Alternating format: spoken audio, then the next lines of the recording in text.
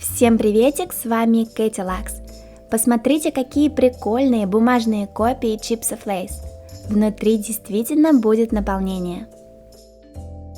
Я беру лист формата А4 и складываю его пополам. И пополам еще раз, получается вот такой вот прямоугольник. Делаю набросок будущего дизайна карандашом и начинаю обводить линером.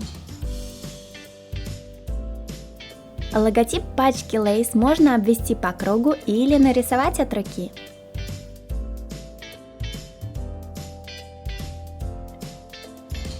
Не обязательно повторять копию пачки, можно дополнить какими-то элементами. Например, я нарисовала помидорки. И начинаю разукрашивать свою пачку чипсов.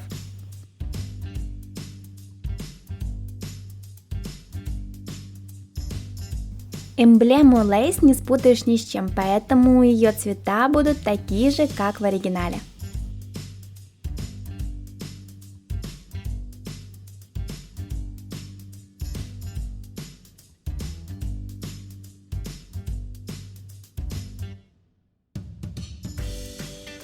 Мне хочется, чтобы эти чипсы были рифленые, поэтому более темным цветом у каждой чипсины провожу контур и прорисовываю рифление.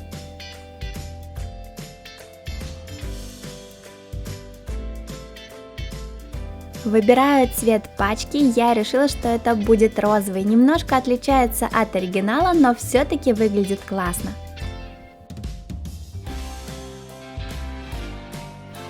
Добавляю круги более темного цвета и пачка практически готова. Раскрываю лист и отрезаю лишнее.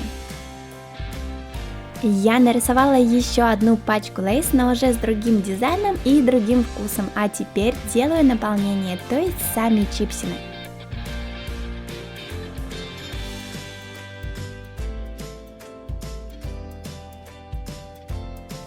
В произвольной форме рисую сами чипсины, то есть так, как ляжет рука. Более темным цветом прохожусь по контуру и рисую текстуру чипсов, то есть рифление.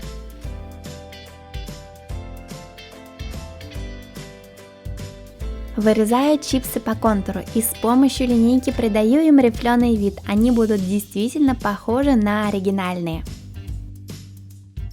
Переворачиваю чипсину и делаю такие же надсечки между двумя сгибами.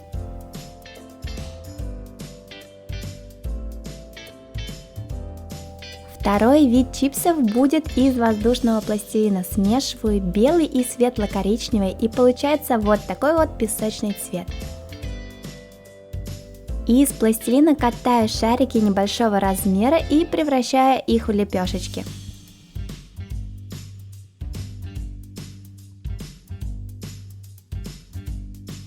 Также с помощью линейки делаю надсечки или рифления.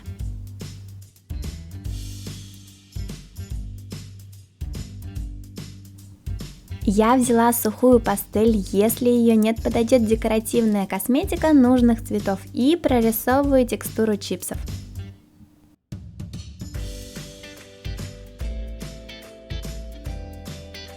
Осталось только склеить пачки для чипсов. Я использую двухсторонний скотч, если его нет, подойдет обычный клей, просто придется подождать, пока он подсохнет. Делаю небольшой загиб, с помощью которого и будет склеиваться пачка чипсов.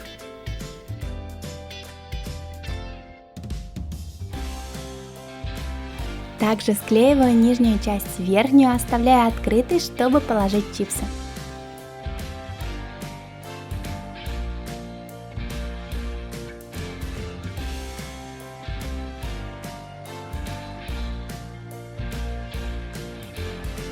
То же самое делаю со второй пачкой.